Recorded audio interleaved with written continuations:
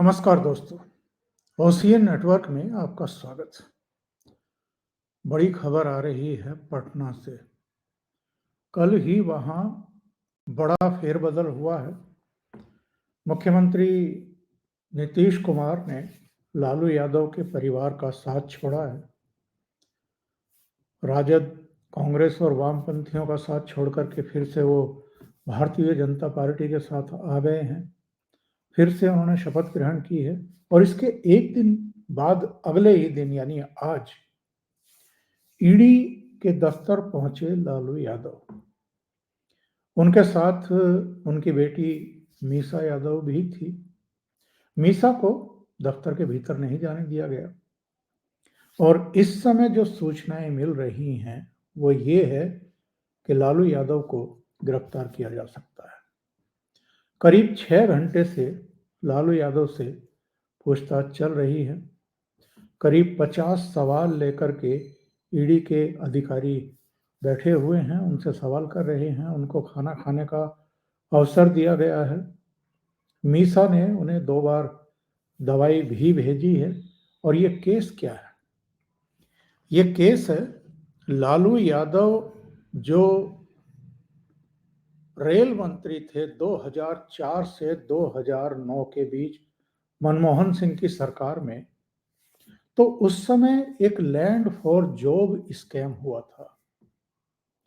लालू के परिवार के सदस्यों के नाम पर जमीन और प्रॉपर्टी ट्रांसफर कराई गई थी और ये नौकरियां मुंबई में, जबलपुर में, कोलकाता में, जयपुर में और हाजीपुर जोन में दी गई थी। लालू के परिवार ने 1 लाख स्क्वायर फीट से ज्यादा जमीन केवल 26 लाख रुपए में हासिल की थी और उस समय के सर्किल रेट के हिसाब से जमीन की कीमत करीब 4 करोड़ 39 लाख के आसपास आंकी गई है। लैंड ट्रांसफर के ज्यादातर केस में जमीन मालिक को कैश में भुगतान किया गया और इस मामले में केवल लालू यादव ही अभियुक्त नहीं है, इनका पूरा कुनबा है। इनकी बेटियां भी हैं, तेजस्वी भी है। तेजस्वी को कल बुलाया गया है, यानी तेजस्वी से कल पूछताछ होने वाली है। लेकिन उससे पहले ही जिस तरीके से इनकी बेटियों ने सोशल मीडिया मंचों पर एक तरीके से मोर्चा खोल दिया है ईडी के खिलाफ भी, और ईडी के आका कहते हुए प्रधानमंत्री या गृह मंत्री अमित शाह पर भी, उससे ऐसा लग रहा है कि इनसिक्योरिटी की जो फीलिंग है इस समय लालू कुनबे में, वो सिर चढ़ कर के बोल रही है। रोहिणी आचार्य, जिन्होंने लालू को अपनी किडनी दी है, दूसरा जीवन दिया है, जरा उनके ट्वीट आजकल देखिए। जब नीतीश ने इनका साथ छोड़ा और भारतीय जनता पार्टी के साथ हो गए, तब भी इन्होंने ट्वीट्स की एक पूरी सीरीज नीतीश कुमार पर अपना नजला निकाला। और यहां तक कि इनकी एक जो दूसरी बहन है राजलक्ष्मी यादव, उन्होंने तो नीतीश कुमार को भी कूड़ा बता दिया और भारतीय जनता पार्टी को भी, कि कूड़ा जो है वो कूड़े में ही जाकर के मिल गया। रोहिणी आचार्य ने क्या कहा है? In human behaviour by ED officers, shame on you and your आका। आगे लिखती हैं कि सबको पता है पापा की हालात, बिना सहारे चल नहीं सकते, फिर भी बिना उनके सहायक के गेट के अंदर घुसा लिया। रिक्वेस्ट करने के बाद भी नहीं जाने दिया मीसा दी या उनके सहायक को। प्लीज आप लोग मेरी मदद करें।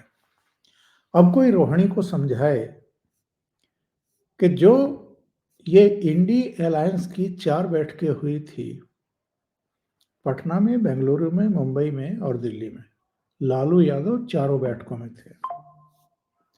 जब वो इतने सक्रिय हैं, जब उनके बारे में ये जानकारी मिल रही है कि वो मीटिंग्स में भी शामिल होते हैं आरजेडी की, वो तो बैडमिंटन भी खेल रहे हैं, इसके भी चित्र आए थे। तो फिर उनको इतना बेचारा बनाने और बताने की कोशिश क्यों की जा रही है? इसकी वजह क्या है? कहीं ये तो नहीं है कि एक सहानुभूति अर्जित करने की कोशिश की जा रही है? इन्हीं का एक और ट्वीट देख लीजिए। इन्होंने लिखा है कि बदले की भावना से इतनी ग्रसित हो चुकी है फांसीवादी ताकतें कि स्वास्थ्य और उम्र से जुड़ी समस्याओं के कारण बिना किसी सहायक मदद के चलने में होने वाली दिक्कतों का वो सामना कर रहे हैं और उनको बुलाया गया। मीसा भारती ने भी बढ़ चढ़ करके जो है बयानबाजी की है। अब सीधे से सवाल हैं ईडी के लालू यादव से कि नौकरी के बदले जमीन का कॉन्सेप्ट आपने रेल मंत्री रहते हुए क्यों अपनाया, और ये आया कहां से आइडिया आपको? हृदय नारायण चौधरी के संपर्क कैसे हुआ इनका? और दानापुर में 12 से अधिक लोगों को जमीन के बदले नौकरी दी गई, क्या कहना है इस बारे में? लालू यादव की गिरफ्तारी की आशंका उनके नेताओं को, उनके कार्यकर्ताओं को और उनके परिवार को इस समय हो गई है। और यही वजह है कि ईडी के दफ्तर के सामने जो आरजेडी के वर्कर हैं, जो उनके समर्थक हैं, उनकी भीड़ जुटी हुई है। तो जो सीआरपीएफ के जवान हैं, केंद्रीय एजेंसियों के, उनको ईडी के दफ्तर के भीतर भी बुलाया गया है जहां पूछताछ चल रही है, और बाहर भी सीआरपीएफ तैनात की गई है। इसके अलावा जो लोकल पुलिस है यानी बिहार पुलिस है, उसको भी लगाया गया है। ये तो हुई लालू यादव की खबर।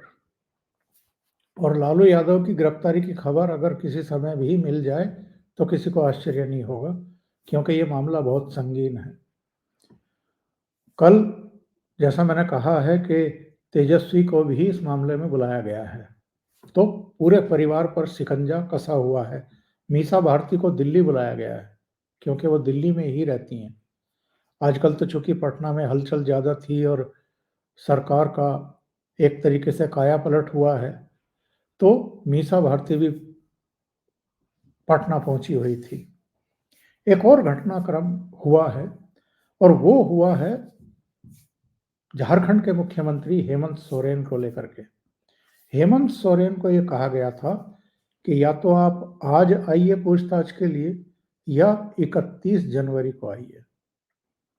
हेमंत सोरेन नहीं गए, बल्कि ना जाकर के उन्होंने एक चार्टर प्लेन लिया और वो रांची से उड़ करके दिल्ली आ गए।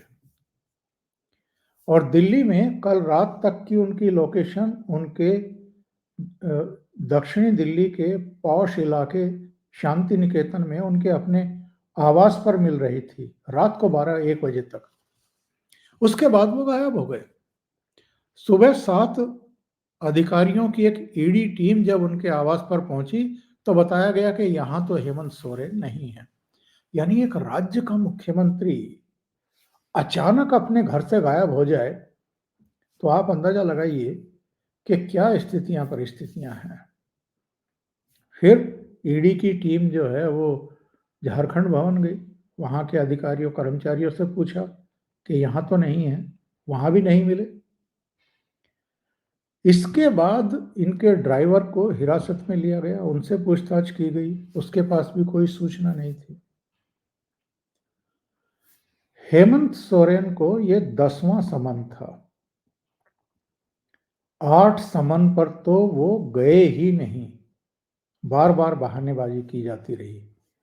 उसके बाद ईडी के अधिकारियों ने उनसे कहा कि हम खुद आ रहे हैं, और तब शायद 20 जनवरी को 8 साढ़े 8 घंटे उनके सीएम आवास पर ही रांची में उनसे पूछताछ की गई। और ये मामला कोई छोटा मोटा नहीं है कि इसको ऐसे ही नजरअंदाज किया जा सके। और अब तक 14 लोगों को गिरफ्तार किया जा चुका है इस जमीन घोटाले में, जिसमें हेमंत सोरेन भी इन्वॉल्व हैं। और ये जो 14 आरोपी हैं जिनको गिरफ्तार किया गया है, इनमें प्रदीप बागची है, अफसर अली है, सद्दाम हुसैन है, इम्तियाज अहमद है, तलहा खान है, फैयाज खान है, भानु प्रताप प्रसाद हैं, छवि रंजन है, एक पूर्व आईएएस है, एक आईएएस है जो रांची के डीसी रहे हैं जिस समय ये मामला हुआ था उस समय, दिलीप कुमार घोष है, अमित कुमार अग्रवाल है, विष्णु कुमार अग्रवाल है। और 236 करोड़ रुपए से अधिक की संपत्तियों को अब तक ईडी इसी मामले में जब्त कर चुकी है। ईडी ने ये जो प्रदीप बागची हैं, जो विष्णु कुमार अग्रवाल है, भानु प्रसाद है, तो झारखंड पुलिस ने भी और पश्चिम बंगाल पुलिस ने भी एफआईआर दर्ज की थी धन शोधन अधिनियम की धाराओं यानी पीएमएलए यानी मनी लॉन्ड्रिंग, धन शोधन की धाराओं में। और उसके बाद ईडी ने जो है इस मामले की जांच पड़ताल शुरू की थी। इसमें सीधे सीधे मुख्यमंत्री का इन्वॉल्वमेंट मिल रहा है। और ये जमीन जो करीब 4.55 एकड़ है, सेना की जमीन थी, उसको फर्जी तरीके से भूमाफियाओं को जो है वो बेचा गया। तो हेमंत सोरेन पर भी शिकंजा कस दिया गया है। जब हम बात कर रहे हैं उस समय एक सूचना और आ रही है जो मैं देख पा रहा हूं, अब जाकर के मुख्यमंत्री सचिवालय ने ईडी के अधिकारियों को ये जानकारी दी है कि मुख्यमंत्री 31 जनवरी को यानी परसों पूछताछ के लिए उपलब्ध रहेंगे। यानी ईडी एक दिन छोड़ करके 31 जनवरी को फिर से हेमंत सोरेन से पूछताछ के लिए पहुंचेगी। और बहुत संभव है उस दिन हेमंत सोरेन भी गिरफ्तार कर लिया जाए। ऐसे में आप देखिए कि झारखंड में एक नया संवैधानिक संकट आसन्न है और संवैधानिक संकट पैदा हो सकता है। जहां तक अरविंद केजरीवाल का प्रश्न है, अरविंद केजरीवाल को भी 4 समन अब तक जारी किए जा चुके हैं और चारों समन पर ही उन्होंने बहानेबाजी की है, हर बार बहानेबाजी की है। एक बार कहा कि 5 राज्यों के चुनाव हैं, फिर विपश्यना के लिए चले गए, उसके बाद भी ये तो कहा कि हम ईडी का सहयोग करने के लिए तैयार हैं, लेकिन साथ में ये भी कह दिया कि साहब ये समन जो है ये गैर कानूनी है और हमें गिरफ्तार करने की कोशिश की जा रही है ताकि लोकसभा चुनाव में हम प्रचार ना कर सकें। इस तरह की तमाम जो बयानबाजी है अरविंद केजरीवाल की, ऐसा लगता है कि अब जो लास्ट समन था वो 18 जनवरी को पूछताछ के लिए बुलाया था इनको, तो तब भी ये नहीं गए और इन्होंने बहानेबाजी की। अब ऐसा लग रहा है कि जो स्थितियां हेमंत सोरेन की हो गई हैं, लगभग वैसी ही अब अरविंद केजरीवाल की होने जा रही हैं। और हमें ये नहीं भूलना चाहिए कि सुप्रीम कोर्ट ने शराब घोटाले मामले में, जिसमें अरविंद केजरीवाल को समन भेजे जा रहे हैं और 2 साथी इनके ऑलरेडी जेल में, इनके डिप्टी सीएम रहे मनीष सिसोदिया और इनके राज्यसभा के सदस्य संजय सिंह, इसके अलावा भी गिरफ्तारियां हुई हैं इस मामले में, लेकिन उनको जमानतें नहीं मिल रही हैं। अरविंद केजरीवाल बहुत अच्छे तरीके से जानते समझते हैं कि ये केस इतना सॉलिड है, अब ईडी के पास इतने सबूत आ चुके हैं कि जमानत तो इनको भी नहीं मिलेगी। जब भी गिरफ्तार होंगे लंबा अंदर जाएंगे और लंबा अंदर जाने का मतलब ये है कि इनका भी राजनीतिक जीवन समाप्त प्राय, इनकी पार्टी भी चौपट, क्योंकि इनके बाद आम आदमी पार्टी को भी बिखरने में समय नहीं लगेगा। बहुत संभव है कि भगवंत मान जो हैं वो लीड करें और बाहर कोई ऐसा है नहीं जिसकी लीडरशिप जो है पनप ने दी हो अरविंद केजरीवाल ने। तो इन 3 लीडर्स के जो राजनीतिक करियर हैं, वो ऑलमोस्ट ऑलमोस्ट खत्म होने के कगार पर पहुंच गए हैं। लालू यादव तो ऑलरेडी चारा घोटाले में चूंकि सजा याफ्ता हैं और हेल्थ ग्राउंड पर वो अंतरिम जमानत पर बाहर थे, और उस आदेश में कहा गया था कोर्ट के द्वारा कि आप राजनीतिक गतिविधियों में शामिल ना होंगे। लेकिन लालू यादव केवल जो शुरू के 2 महीने थे, जब उनकी किडनी ट्रांसप्लांट हुई, तब तो निष्क्रिय थे वो, क्योंकि मजबूरी थी स्वास्थ्य लाभ लेने की। लेकिन उसके बाद जब से स्वदेश लौटे, तब से तो वो लगातार राजनीतिक गतिविधियों में ही संलिप्त हैं। तो लालू यादव चूंकि सजा याफ्ता हैं, इसलिए चुनाव तो लड़ नहीं सकते हैं। लेकिन पर्दे के पीछे से अपने बेटे के लिए उन्होंने सारे घोड़े दौड़ाए कि किसी तरीके से बिहार में वो मुख्यमंत्री बन जाएं और नीतीश कुमार को हम निकाल बाहर फेंके। ललन सिंह से मिलकर के नीतीश कुमार के 11 एमएलए तोड़ने की पूरी प्लानिंग थी इनकी, जिसका खुलासा हो गया था और नीतीश कुमार चौकन्ना हो गए।